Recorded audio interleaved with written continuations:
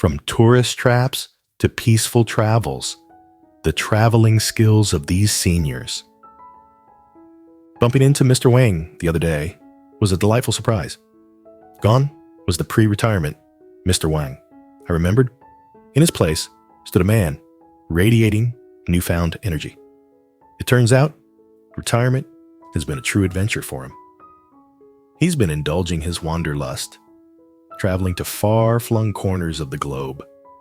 This newfound freedom has clearly had a transformative effect. He seemed healthier and happier, and his enthusiasm was infectious. In fact, he was so excited to share his travel stories that I couldn't help but be drawn in. So buckle up and let me take you on a journey through Mr. Wang's incredible post-retirement adventures. Decades of juggling demanding teaching careers, raising children, and caring for our aging parents meant my wife and I, at 67, had a travel bucket list overflowing with destinations.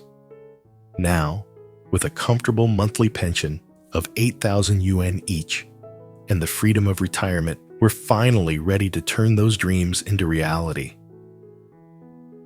We've spent years paging through travel brochures and devouring documentaries, picturing ourselves exploring ancient ruins, wandering through bustling markets, and soaking up the sun on pristine beaches. School breaks were our only chance for getaways in the past, but those trips were more about chasing after our energetic kids than truly connecting with new places. We'd spend most of our time ensuring their safety and happiness, leaving little room for us to savor the local environment or forge deeper connections with the cultures we visited. With our daughter currently building her own life and not yet having children of her own, it feels like a second honeymoon for us. It's a golden opportunity to rediscover the spark of adventure and explore the world hand in hand, just the two of us. Initially, we thought group tours offered a stress-free solution.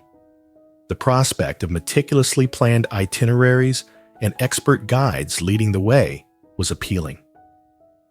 We envisioned carefree vacations where we wouldn't have to worry about booking flights, navigating unfamiliar streets, or researching must-see attractions. But this dream quickly dissolved. We soon discovered that budget-conscious tours often translated to underwhelming accommodations and uninspired meals. The mandatory shopping stops, designed to pad the coffers of tour companies rather than enhance our cultural experience, felt more like an unwelcome chore than a chance to engage with local crafts and traditions. We craved a more authentic travel experience, one that allowed us to set our own pace, explore hidden gems, and truly immerse ourselves in the sights, sounds, and flavors of the world at our own leisure. We decided to test the waters of travel with a seniors tour to Beijing. The price tag was certainly enticing. A mere 1,500 yuan per person promised a 4-day whirlwind adventure.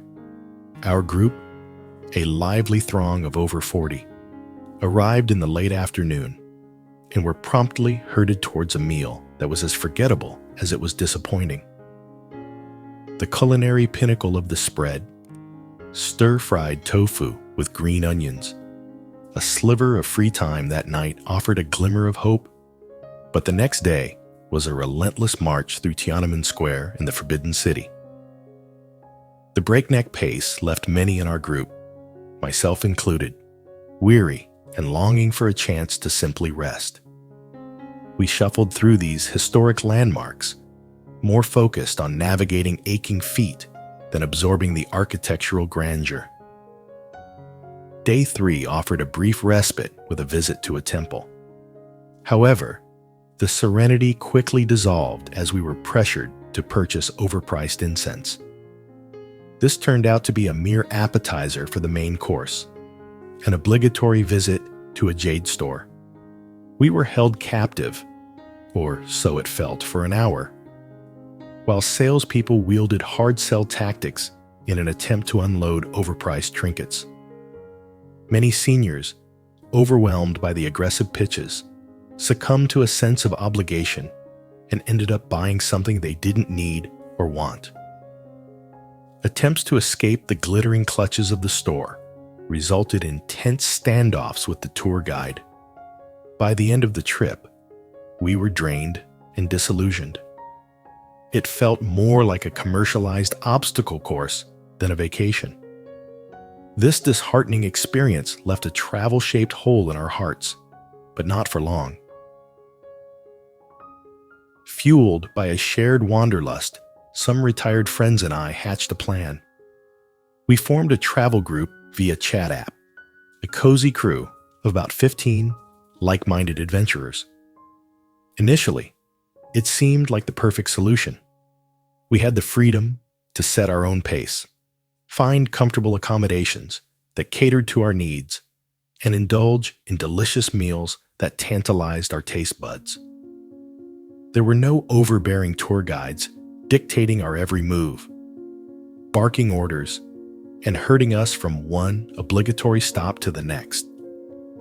But as with many things in life, cracks began to show in the facade. Planning trips became an intricate dance that could drag on for months, with meticulous discussions about itineraries, budgets, and activity preferences. Once on the road, our diverse preferences inevitably clashed, leading to friction and frustration. The joy of exploration faded, replaced by the strain of compromise. It became clear that this group dynamic wasn't the answer either. We craved a travel experience that sparked joy, fostered connection, and catered to our individual desires for adventure and relaxation. We were determined to find a new approach, a way to travel that wrote a new chapter in our lives, not one filled with the same old frustrations. Hitting the open road in our daughter's pre-loved car held the promise of adventure. 2 years ago, the idea of self-driving trips filled us with anticipation. We envisioned crafting our own itineraries, lingering in quaint villages, and dictating our own pace. The initial charm of this approach soon revealed its limitations. As the miles ticked by on the odometer, the physical demands became a hurdle, especially with me handling all the driving. Even short jaunts of a few hours left me depleted of energy, leaving precious little left for sightseeing. Often, all I craved was to collapse onto a comfortable bed, with exploration put on hold. One particularly nightmarish trip to Huangshan in Anhui comes to mind. We arrived utterly spent after a day of battling relentless traffic and a malfunctioning GPS, only to find ourselves in a squalid motel room. The pervasive grime was bad enough, but the itchy welts that erupted overnight confirmed our worst fears. Unwelcome bedbugs had shared our quarters. This experience, coupled with the mounting costs, finally prompted our daughter to step in. Between factoring in hotels, gas, tolls, and car maintenance, self-driving vacations were proving more expensive than the group tours we were trying to avoid. The constant logistical maneuvering and the wear and tear on the car chipped away at the joy of travel, transforming it into a chore. While browsing travel videos online, we serendipitously stumbled upon the concept of long-term stays. Intrigued by this alternative approach, we decided to give it a try last year. Guilin, with its captivating Li River, beckoned as our first destination. We rented a cozy apartment nestled by the riverbank, transforming it into our sanctuary for a blissful month. Each day unfolded at a leisurely pace, filled with strolls along the river, visits to local markets for fresh produce, and the simple pleasure of preparing our own meals in our home away from home. This newfound base allowed us to explore Guilin's treasures at our own rhythm, utilizing public transportation or taxis for day trips. For further flung destinations like Yangshuo and Longsheng, we opted for hassle-free day tours, eliminating the fatigue and frustrations associated with multi-day tours. We spent a glorious month in Guilin, meticulously ticking off attractions from our list while truly immersing ourselves in the local rhythm of life. Last Chinese New Year, we recreated this magic in Fujian, savoring another month of local experiences. Now, we're busy plotting our next adventure for Spring Festival. This long-term stay strategy feels like the perfect fit.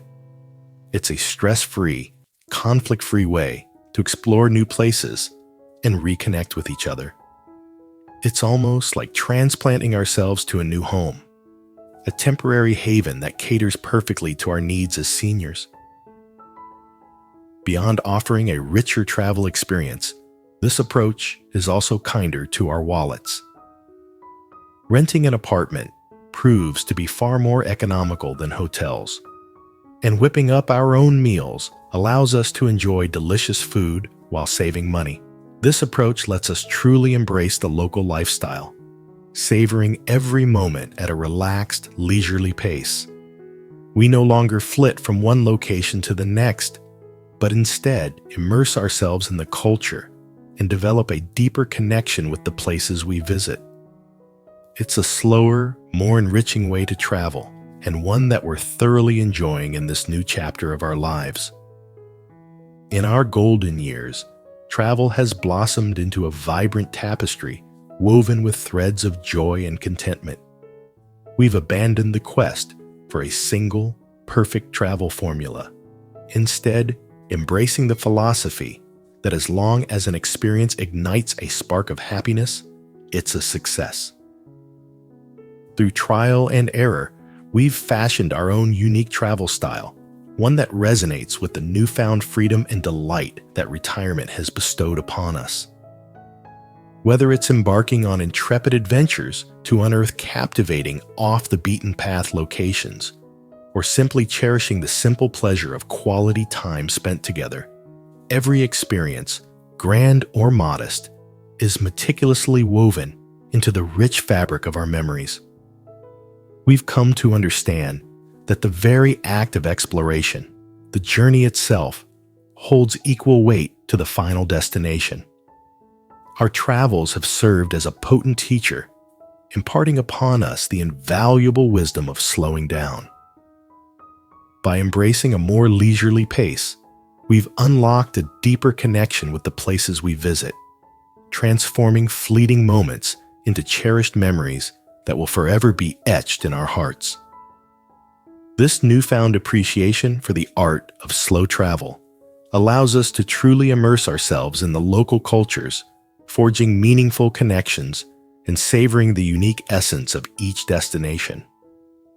It's a slower, more mindful way to explore the world, one that perfectly complements this chapter of our lives, brimming with newfound freedom and well-earned leisure.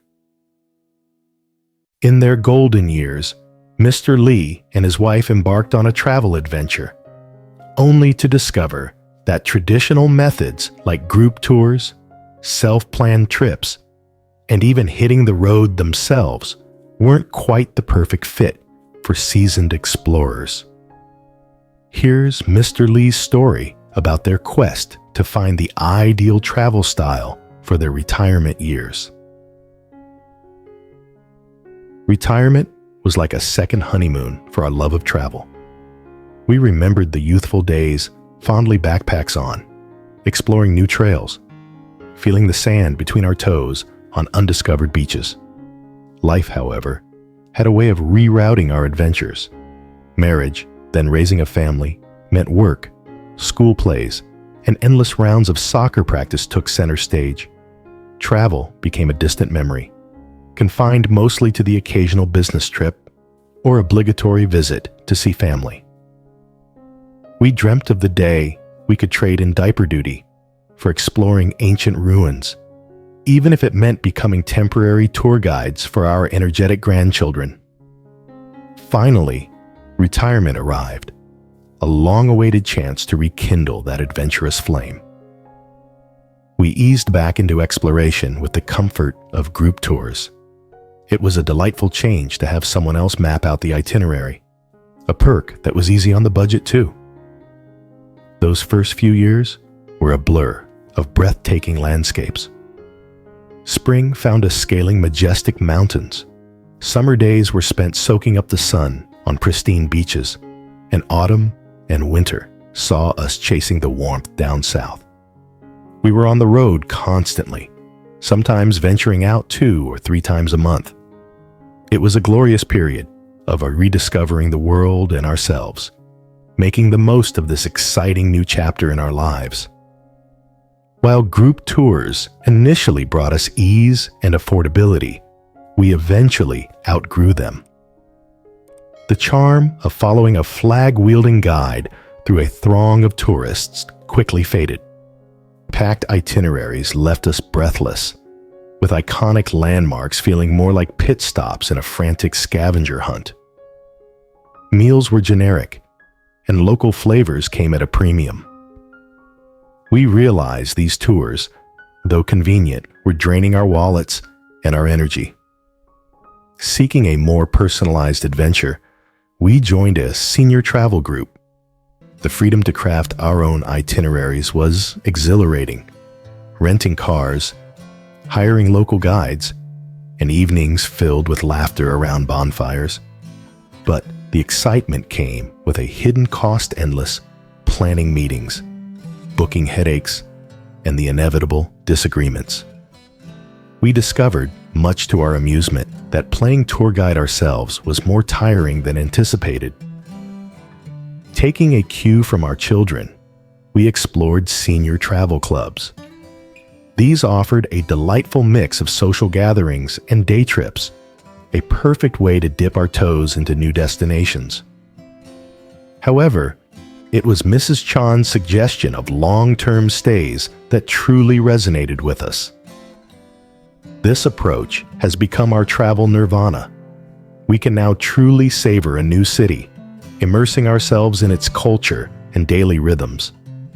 It's a budget-friendly and relaxed pace, a world away from the hurried frenzy of traditional tours.